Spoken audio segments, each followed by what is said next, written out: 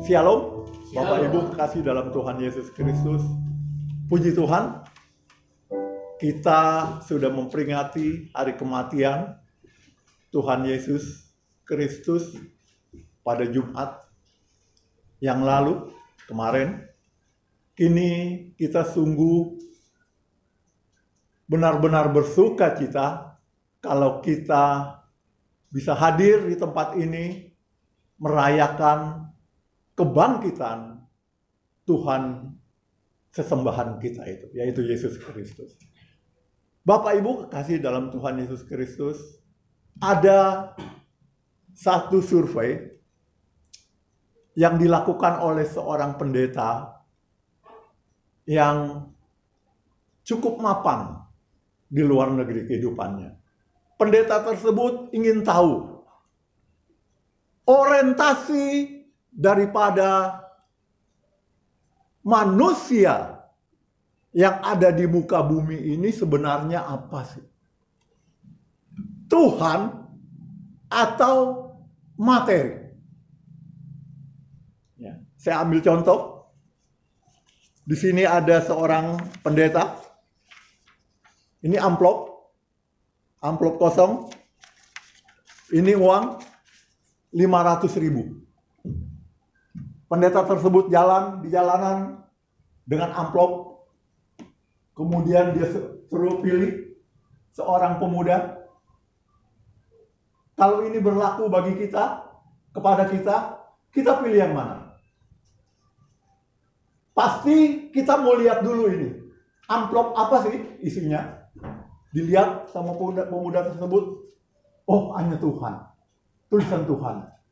Dengan girang, dengan bangga, diambil uang 500.000 ini. Tuhannya diabaikan. Ya, kemudian seorang pendeta jalan lagi. Dia ketemu lagi dengan seseorang ibu-ibu ya yang baru pulang dari kantor. Ditulis lagi. Laptop nih dipegang. Bayangin, laptop dipegang. Ini kalau ini kertas ya. Ini laptop. Ini Tuhan lagi. Seorang ibu tersebut kembali dia melihat ini, dilihat Tuhan, cuma tulisan Tuhan. God. Ini laptop, real laptop. Ya, harganya mahal itu pasti. Dia ambil laptopnya dengan bangga. Dia tinggalin Tuhan. Jalan lagi pendeta tersebut, ya, dia ketemu lagi dengan seorang pemuda, uang 1 juta. Uang 1 juta nih dipegang di tangannya. Ya, dia lihat. Biasa, kembali dia ingin tahu apa sih di balik amplop ini. Dipegang, amplopnya tipis. Dilihat, cuma tulisan Tuhan. Diambil kembali. Uang 1 juta ini. Kemudian jalan lagi, pendeta tersebut, dia bawa lagi laptop. Cari lagi seseorang, suruh pilih. Pilih dia, ini juga. Laptop juga. Tidak ada satu orang pun yang memilih Tuhan. Kemudian dia jalan lagi, laptopnya tuh dikasih, ya. Dia jalan lagi, dia bawa HP Apple, dipegang di tangannya. Ini cuma hanya tulisan Tuhan, ya. Kembali seseorang tersebut memilihnya HP Apple. Ya, Tuhan ini tidak ada yang mau mengabaikan. Nah, terakhir Bapak Ibu kekasih dalam Tuhan Yesus Kristus. Seorang dia panggil, "Dek, sini. Ini HP Samsung yang terbaru. Nggak tahu sekarang yang keberapa tingkatannya, saya nggak ngerti tuh. Karena nggak ngikutin HP lagi. Satu aja udah cukup gitu kan. Yang terbaru, dilihat ini Tuhan." Nah, seorang tersebut itu dengan tersenyum riang, dengan bangga, dia ambil ini Tuhan. Amplop Tuhan. HP Samsungnya dia kembalikan, dia ambil amplop Tuhan. Dia jalan. Jalan gitu kan. Pendeta tersebut ngikutin. Aneh nih pendeta tersebut. Kok ada ya masih orang yang memilih Tuhan? Ambil amplop yang tulisannya cuma God doang. Tuhan. Dia jalan. Kemudian seorang tersebut ada ketemu taman, dia duduk di taman, dia buka amplop tersebut. Dilihat, wah nggak ada apa-apanya. Tapi ada selembar kertas di situ. Tulisannya, si pendeta sudah ada di belakang. Tulisannya di amplop tersebut, dapat HP 2, dapat laptop 2, dapat uang 1 juta 3, jadi 3 juta. Ya. Yang tadi dipilih sama manusia-manusia itu, si pemuda yang milih amplop yang bertuliskan Tuhan ini dapat semuanya. Kira-kira pada siang hari ini Bapak Ibu sekalian, kalau kita diperhadapkan dengan hal tersebut, real, nyata, pasti kita nggak munafik ya. Kita pasti pilih Apple, pilih laptop, pilih uang 1 juta.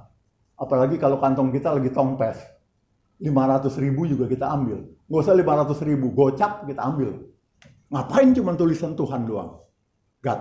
Nah, berarti makna dari hasil survei ini, Bapak Ibu kekasih dalam Tuhan Yesus Kristus, kalau kita memilih Tuhan dalam hidup kita ini, apalagi Tuhan yang sudah bangkit, Tuhan yang rela berkorban bagi Bapak Ibu dan saya,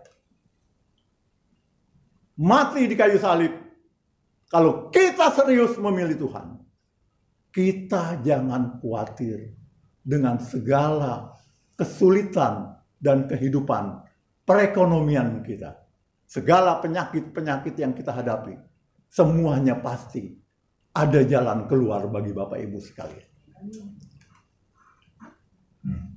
Jarang Bapak Ibu kekasih dalam Tuhan Yesus Kristus, orang zaman sekarang ini yang berpengharapan kepada Tuhan. Orientasi manusia kebanyakan berpengharapan sama materi. Dia berpikir kalau materinya banyak, saldonya di bank banyak, rumahnya banyak, rukonya banyak, pasti hidupnya tidak akan berkecukupan. Tidak akan mengeluh maksud saya. Ya, karena sudah berkecukupan di dalam pikirannya. Apapun yang diinginkannya, pasti dia bisa. Mau jalan-jalan, tinggal pergi. Uang ada. Ya. Apalagi yang disusahkan. Tetapi kalau kita menggantungkan harapan kita kepada Tuhan, maka tidak ada satupun yang mustahil yang tidak akan kita dapatkan dalam hidup kita ini. Amin. Bapak Ibu kekasih dalam Tuhan Yesus Kristus, saya ingin bertanya di sini kepada Bapak Ibu sekalian, kira-kira ini juga pertanyaan yang disampaikan oleh seseorang kepada seseorang yang hidupnya kelihatannya murung, yang mengeluh terus. Seorang tua yang bijak datang kepadanya dan berkata, "Anak muda, kenapa engkau kelihatan tidak bahagia?" Anak muda tersebut menjawab, "Saya merasa bingung, Pak. Mengapa hidup saya ini miskin terus? Hidup saya ini susah terus. Dari dulu sampai sekarang saya begini-begini aja. Yang namanya ke gereja saya sudah bosen, Pak. Dari saya masih sekolah minggu sampai saya jadi pemuda ini, saya nggak pernah lupa ke gereja. Tetapi kok hidup saya miskin terus." Bukankah itu juga yang sering ada di pikiran kita ya? Karena kita ingin merubah nasib kita ini. Kemudian Pak tua tersebut yang bijaksana berkata, "Kamu kan kaya. Bagaimana kamu bisa bilang kamu miskin?" Si pemuda tersebut menjawab kepada Pak tua tersebut, Pak, bagaimana Bapak bisa menilai saya ini kaya? Uang aja saya tidak mampu untuk beli makanan, nggak punya uang. Mau makan aja susah. Tapi masih bisa makan. Kok Bapak bisa bilang saya ini kaya? Gini aja deh, dia bilang. Dek, mau nggak kalau sekarang jari tanganmu, mau yang mana lah jari ini, satu saya ambil, saya kasih kamu 10 juta.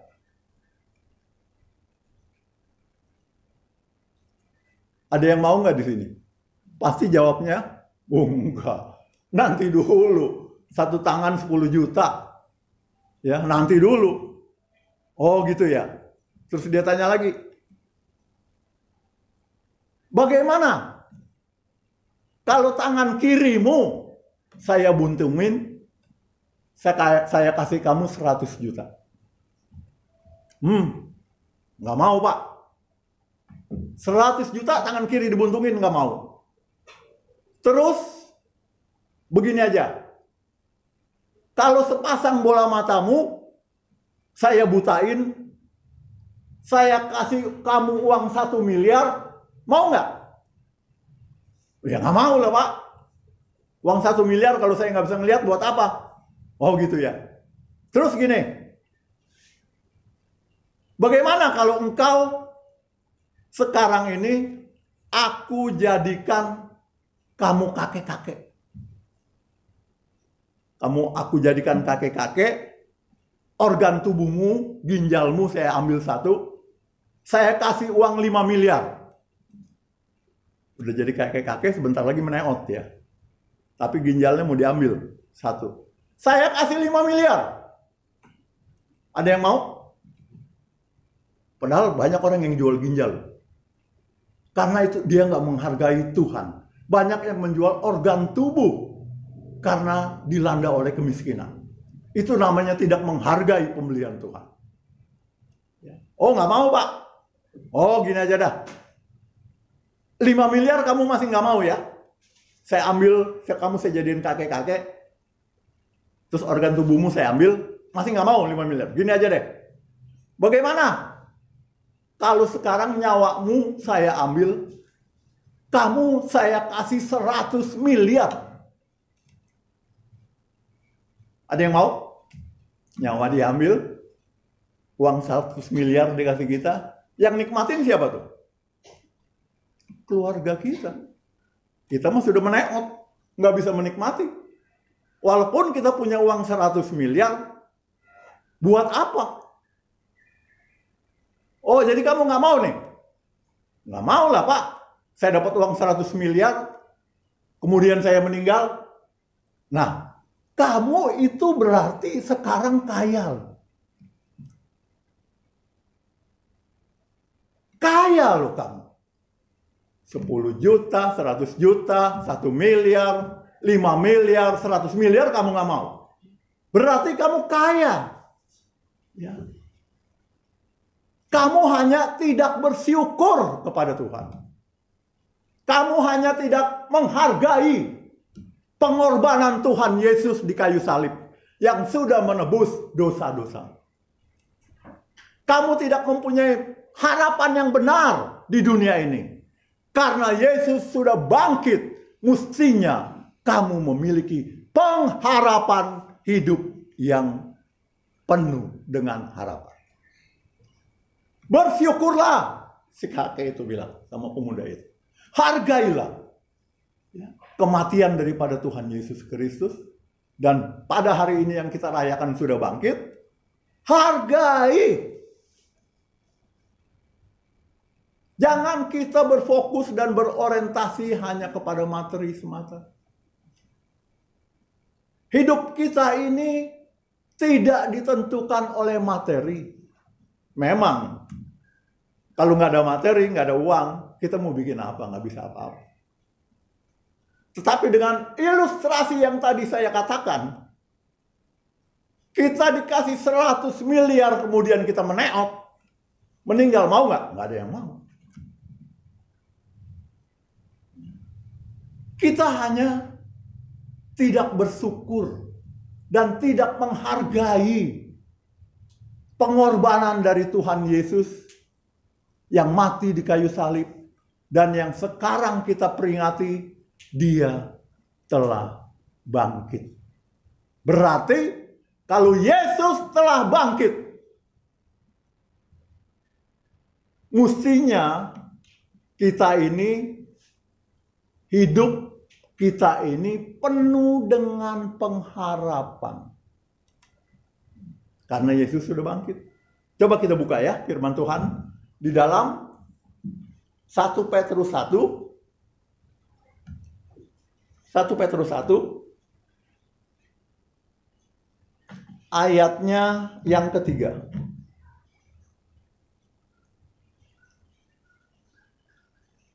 1 Petrus 1 ayat yang ketiga.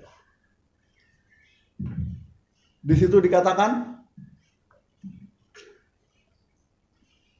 sebentar ya.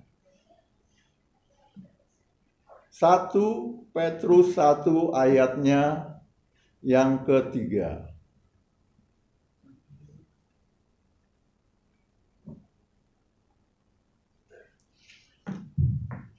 Saya akan bacakan ayat ini. Kita akan simak dengan baik-baik. Terpujilah Allah dan Bapa Tuhan kita, Yesus Kristus, yang karena rahmat-Nya yang besar telah melahirkan kita kembali oleh kebangkitan Yesus Kristus dari antara orang mati kepada suatu hidup yang penuh pengharapan.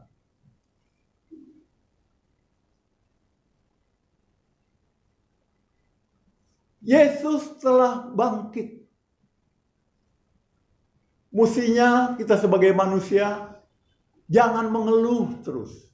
Jangan tidak pernah memiliki pengharapan dalam hidup kita ini. Kalau saya pribadi, Bapak Ibu kekasih dalam Tuhan Yesus Kristus, saya ini tidak bisa membayangkan apa rasanya kalau hidup kita ini tidak memiliki pengharapan. Satu keluarga lompat dari Teluk Intan, apartemen Teluk Intan.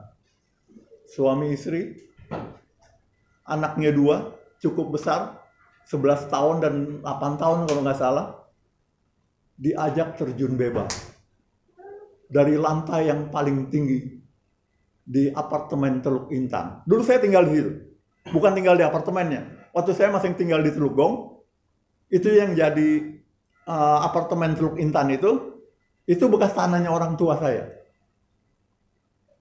Ya. Satu keluarga, sepasang suami istri, 2 anak, terjun bebas dari lantai yang tertinggi sampai ke bawah. Berarti mereka itu, terutama sepasang suami istri ini, sudah tidak memiliki pengharapan. Apalagi mereka sampai mengajak kedua anaknya yang masih kecil-kecil, yang masih memiliki pengharapan yang jauh. Makanya bagi kita Bapak Ibu kekasih dalam Tuhan Yesus Kristus, bersyukurlah dan berterima kasihlah kepada Tuhan karena Dia telah bangkit sehingga kita memiliki pengharapan di dalam kehidupan kita ini.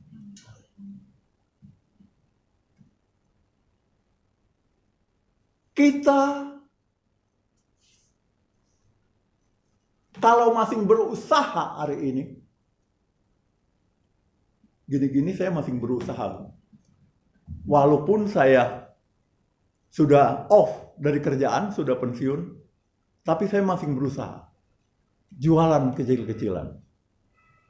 Ya. Nggak usah malu-malu. Bekas manajer pabrik Preston. Kalau ketemu orang kan, betapa malunya. Manajer pabrik Preston jualan di lapak. Manajer. Cuman yang saya belum pernah nikmatin GM sama direktur. Kalau saya tekun di Astra waktu itu, di Federal Motor. Saya pernah di Federal Motor 9 tahun, di Sioanya. Di bagian shock absorber.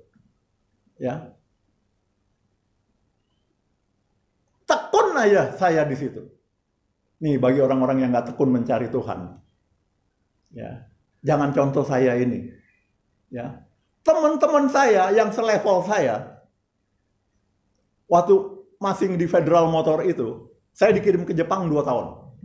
Umur 21 tahun. Dikirim ke Jepang sampai umur 23. Belum married. Jadi makanya bagi yang bekerja, bagi yang berusaha, kalau bekerja, bekerjalah sebaik-baiknya. Walaupun kadang-kadang kita kalau kerja, nggak ada bos nih, nggak ada yang lihat, santai, ya kan? Kalau manajer lewat, manajer pabrik, kontrol ke pabrik, lihat-lihat, ada bos, kerja yang benar. Kalau kita bekerja, kelakuan kita seperti itu, bagaimana kita bisa merubah sikap nasib kita dalam hidup kita ini? Jadi nasib kita ini sebagian besar juga ditentukan oleh Bapak Ibu sekalian. Tuhan bukannya nggak bisa bilang, Bim salah Bim, uang ada di bantal saudara. Saudara tinggal ambil uang tersebut, pilih mau beli apa, silakan Tuhan bilang. Enggak. Karena Tuhan sudah memberikan pikiran, perasaan dan kehendak kepada Bapak Ibu sekalian. Itu satu karunia yang luar biasa. Pergunakanlah pikiran kita ini. Pergunakanlah perasaan kita ini. Pergunakanlah kehendak kita ini. Bukan kehendak bebas. Kehendak seturut dengan keinginan Tuhan dalam hidup kita. Saya umur 23 tahun dikirim ke Jepang. Umur 21 sampai 23. Hanya untuk belajar shock absorber motor. Ya, saya nggak malu-malu. Ya. Kemudian datanglah teman saya. Ya. Saya waktu di Astra itu, walaupun pangkat saya sudah supervisor di situ, supervisor assembling, gajinya kecil Pak di Astra itu. Waktu itu saya gaji cuma 300.000. Itu tahun berapa ya? Kira-kira tahun 80-an. 81 sampai 83 saya di Jepang. Berarti tahun 81 itu saya di Astra. Supervisor, gajinya kecil. Nggak tahu ya, 81 itu uang segitu besar apa enggak saya nggak ngatur. Sekitar 300.000. Tiba-tiba datang teman saya. Saya baru pulang dari Jepang nih. Baru 3 bulan pulang dari Jepang. Itu lagi sedang, bos-bos lagi sedang mengharapkan supaya saya bisa merubah atau memberikan ilmu yang saya dapat di Jepang itu. Teman saya bilang, lu mau nggak ikut gua? Lu digaji berapa di sini? Gue segini dapatnya 300-an. Ini aja deh, lu ikut gue kasih 600.000, mau nggak? Siapa yang nggak mau?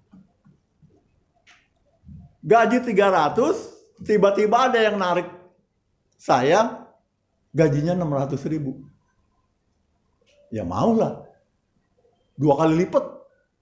Baru 3 bulan pulang dari Jepang, berhenti, bayangin. Kalau jadi bos, saya nih kalau jadi bosnya, ini si Surya gendeng nih, gila kali ya. Memang waktu itu nggak ada sistem kontrak, jadi yang mau dikirim ke Jepang dikontrak, tanda tangan. Kalau kamu belum berapa tahun berhenti, ganti lo uangnya semua. Enggak, baru tilang 3 bulan, sedang bos-bos seneng-senengnya supaya saya bisa membagikan ilmunya. bikin surat resign. Pak, saya berhenti. Mau kemana? Direktur saya tuh Yani Winata, sampai geleng. Sekarang dia pernah di Mitsuba, direktur di situ. Geleng-geleng kepala. Ya udah, namanya mau berhenti. Ya, gaji 600.000. Di Asra loh itu. Kemudian masuklah saya ke Preston. Ya, PT Udaya Anugrah Abadi. Di sana yang saya ditawarin 600.000, kemudian datang lagi teman saya dari Batam. Lu digaji berapa sih di Preston situ? 600-an. Mendingan lu ikut gua. Mengelola plastik di Batam ya. Mau nggak? Mau dikasih berapa? Ini kadang-kadang manusia nggak setia, nggak tekun. Gaji berapa? Duit dulu yang ditanyakan. Lu gua kasih 1,5 juta, mau nggak? 1,5 juta dari 600.000. Ya mau lah. Pergi lagi ke Batam, tapi ninggalin keluarga. Ya. Sampai di sono, kerja berapa bulan, setahun lah. Ada yang tawarin lagi kerja di Manado. Gini-gini kerjanya banyak loh. Pengalamannya dari pemulung sampai kerja segala macam udah banyak. Ya, pergi ke Manado. Dari Batam dicabut lagi. Lu ngikut gue mau nggak? Itu kepala pabrik terus saya. Ngapain bos? Temen lama bekas dari teman Udaya. Dia bikin pabrik tepung kelapa di Manado. Di Bitung. Mau nggak ikut gue? Lu kelola tuh pabrik tuh. Gaji berapa bos? Biasa kalau punya kemampuan kan nanya dong, ha? Tapi sama Tuhan walaupun kita merasa mampu jangan sombong loh. Gaji berapa bos? Ya lu gue kasih lah 3 jutaan. Ya. Pergilah ke sana. Itu masih tahun 90-an tuh. Pergi saya ke sana. Tetapi apa Bapak Ibu kasih dalam Tuhan Yesus Kristus? Itu teman-teman saya yang selevel saya waktu pergi sama-sama saya ke Jepang dari Asra. Saya masih berkutak-kutik manajer terus pindah-pindah begitu, kepala pabrik. Teman-teman saya itu sudah jadi direktur. Karena tekun. Karena setia. Ketekunan dan kesetiaan itu lambang keberhasilan saudara di dalam kehidupan ini. Begitu juga kalau saudara serius, saudara tekun, saudara setia ngikuti Yesus. Persoalan apa yang tidak bisa ditangani dalam hidup ini?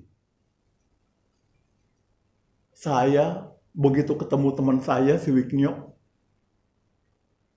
lu direktur nih sekarang? Iya, gue dipindah ke sini. Rupanya di Asra itu kalau jadi direktur 5 tahun dipindah-pindah. Pindah ke perusahaan ini, pindah ke perusahaan ini. Dalam hati saya, gua kalau udah di Asra nih udah ngerasain direktur kali ini. Kalau setia. Naiknya CR-V yang terbaru waktu itu. Saya naiknya Avanza, Panther, ya kan? Yang terakhir Kalia. Tapi puji Tuhan, saya bersyukur. Tuhan masih memberikan kepada saya napas kehidupan. Agar apa? Agar saya setia, tekun, mencari Tuhan di sisa umur saya ini. Kita tidak tahu loh pembaringan terakhir kita ini di mana. Saya kadang-kadang suka merenung. Kalau kita datang ke rumah orang mati. Minggu kemarin aja yang Ibu Barus ya, mamanya ya Pak Iman, meninggal. Itu juga saya ada satu lagi teman juga meninggal juga. Kok dalam 1 minggu bisa 2 orang meninggal ya? Saya bilang sama teman saya, waktu lihat jenazah itu, ini kita tinggal tunggu waktu nih. Pembaringan terakhir kita di mana? Pembaringan terakhir itu tidak tunggu tua atau muda. Tidak tunggu anak-anak atau orang dewasa. Pembaringan terakhir itu bisa kita dapatkan setiap saat. Persoalannya, sudah siapkah Bapak Ibu sekalian untuk menyambut pembaringan terakhir itu?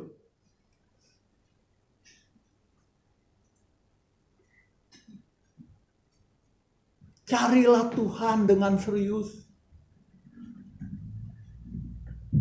Selaku orang percaya, kita memiliki pengharapan yang hidup lewat kebangkitan Yesus Kristus ini. Jadi kita jangan tidak punya harapan dalam hidup ini. Semiskin-miskin apapun kita. Firman Tuhan katakan, asal ada pakaian dan makanan, cukup. Kalau udah nggak ada pakaian dan makanan, baru. Kira-kira semiskin-miskinnya kita ini, makanan dan pakaian masih ada nggak? Ada. Makanya firman Tuhan mengatakan, asal ada makanan dan pakaian, cukup.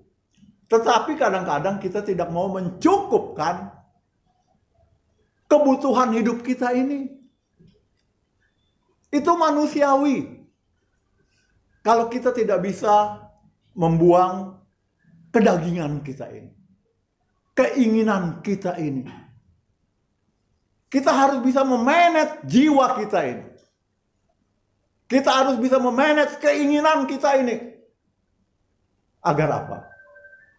Agar hidup kita ini bisa sesuai dengan apa yang diinginkan oleh Tuhan dalam hidup kita ini. Bapak Ibu kekasih dalam Tuhan Yesus Kristus, kita memperingati hari kebangkitan Tuhan pada hari ini. Tuhan rela berkorban. Tuhan rela menyerahkan nyawanya di kayu salib hanya untuk menebus dosa-dosa Bapak Ibu sekalian, termasuk saya. Kemarin Pak Gembala bilang, kalau kita melihat salib, itu memang benar maknanya. Mestinya saya yang di kayu salib itu loh. Bukan Tuhan Yesus. Tuhan Yesus, kalau kita baca di Alkitab, kira-kira punya dosa apa ya? Tidak pernah saya dapati sepanjang perjalanan Tuhan Yesus di Alkitab, terutama di Perjanjian Baru, Tuhan Yesus memiliki kesalahan-kesalahan dalam hidup.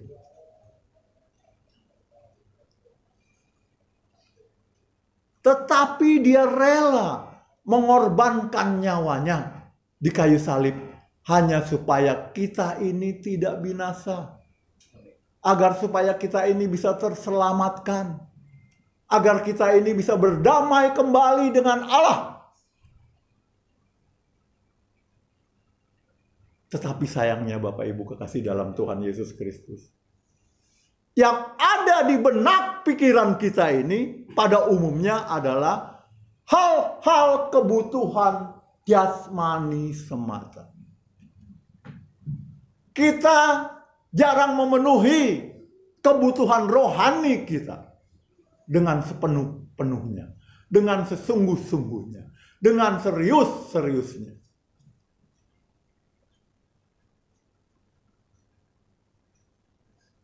Sudahkah Alkitab atau buku-buku yang diberikan oleh GSKI Pusat itu, yang setiap bulan kita terima dari Pak Gembala itu, kita baca, kita renungkan, kita hayati. Bukan hanya sekedar kita terima di gereja, kemudian sampai di rumah kita taruh aja begitu. Tidak pernah kita baca. Jadi udah berapa lama pun itu bukunya masih baru aja. Atau Alkitab kita ini hasil dari pemberkatan pernikahan diberikan oleh Pak Gembala. Padahal pernikahannya sudah 10 tahun. Kalau kita lihat Alkitabnya masih mulus. Kalau dijual lagi masih 90% laku. Harganya dari harga aslinya, harga tokonya. Itu Alkitab Buku panduan bagi saudara dan saya. Kalau Bapak Ibu beli motor, kalau motor bekas atau mobil bekas, mungkin kadang-kadang buku panduannya udah nggak ada ya. Tapi kalau Anda beli yang baru, itu ada buku panduannya. Buku panduan itu harus diikuti. Kalau mobil isinya bensin, jangan sekali-sekali diisi solar. Bisa mogok. Apalagi seperti yang di Bekasi katanya. Bensin dicampur air. Pertalite dicampur air. Ya mogoklah semua mobil. Karena tidak mengikuti guidance-nya. Buku panduannya. Buku panduannya manusia kalau mau selamat. Mau hidup dunia dan akhirat. Orang muslim kan bilangnya begitu. Dunia dan akhirat. Bacalah buku panduannya. Bukan hanya sekedar dibaca. Saya sudah bilang berkali-kali. Baca Alkitab itu mau 10 kali, 12 kali, 100 kali. Kalau nggak direnungkan, nggak ada gunanya. Memang sih ada yang nyangkut. Ada 1-2 yang nyangkut. Tetapi kita tidak bisa mendapatkan sari pastinya dengan 100%. Tetapi kalau kita baca Alkitab dari kitab Kejadian sampai Wahyu, Anda serius mengikuti itu, Kejadian sampai Wahyu, secara detail, ayat per ayat, pasal per pasal, saya yakin hidup Bapak Ibu sekalian akan berubah. Apalagi setelah Anda baca Alkitab, dengarkanlah khotbah-khotbah Pak Gembala kita, dengarkanlah khotbah-khotbah Bapak Pendeta Erastus Sabdono. Itu khotbah yang mengajak kita ini untuk menuju ke langit yang baru dan bumi yang baru. Bertemu dengan Yesus yang sudah bangkit. Yang kita peringati pada hari ini. Kira-kira kita mau bertemu Lucifer apa ketemu Yesus ya? Pasti Yesus. Tidak ada satu orang pun di dunia ini yang mau ketemu Lucifer. Kadang-kadang memang yang namanya Lucifer itu ngajak-ngajak kita. Kalau kata Ibu Tina kemarin di Bu Gembala, kalau kita suruh beli makan bubur sama ke gereja, mendingan mana? Mendingan makan bubur. Mari kita rubah sikap hidup kita, cara pandang kita. Sudah berapa kali kita merayakan Paskah dan kebangkitan dalam hidup kita ini? Sudahkah hidup kita ini bangkit? Sudahkah perekonomian kita ini bangkit? Sudahkah kesehatan kita ini bangkit? Karena kita tidak memiliki pengharapan yang benar kepada Yesus. Karena kita tidak serius mengiri Tuhan yang kita sembah. Yang namanya Tuhan Yesus itu dan Allah Bapa di surga. Sehingga Roh Kudus itu tidak ada di dalam kehidupan kita ini. Bapak Ibu kekasih dalam Tuhan Yesus Kristus. Saya berharap peringatan hari kebangkitan daripada Tuhan Yesus Kristus di tahun 2024 ini dapat juga membangkitkan perekonomian kita. Membangkitkan keseriusan kita kepada Tuhan. Jangan kita biasa-biasa saja. Mulanya biasa saja. Lagu-lagu dunia kan begitu. Marilah rubah sikap hidup kita ini. Jangan kita anggap sepele itu Tuhan.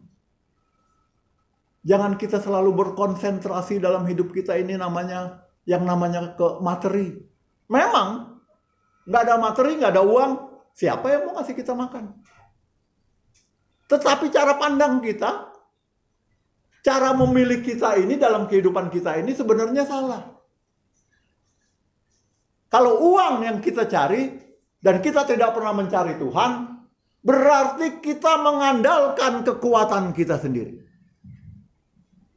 Kita tidak pernah berkomunikasi, kita tidak pernah berdoa kepada Tuhan. Istilahnya apa? Mengadu kepada Tuhan, ngobrol sama Tuhan. Kalau kita berdoa, seharusnya kita ngobrol sama Tuhan. Biasanya kita berdoa ini minta ya. Minta perekonomian kita dipulihkan. Minta agar motor bebek saya yang sudah jelek diganti yang baru. Minta rumah saya yang 1 tingkat akan bisa dibangun 2 tingkat. Minta terus. Kapan memuji dan menyembah Tuhannya? Kapan bersyukur kepada Tuhannya? Kita ini maunya datang kepada Tuhan, minta. Bukannya nggak boleh. Tetapi sudahkah apa yang kita minta ini sesuai dengan keinginan dan kehendak Tuhan dalam hidup kita ini?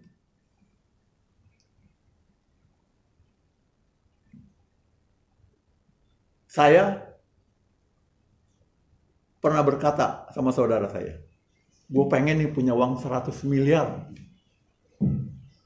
Terus kalau udah punya uang 100 miliar buat apa? Buat apa kalau udah punya uang 100 miliar?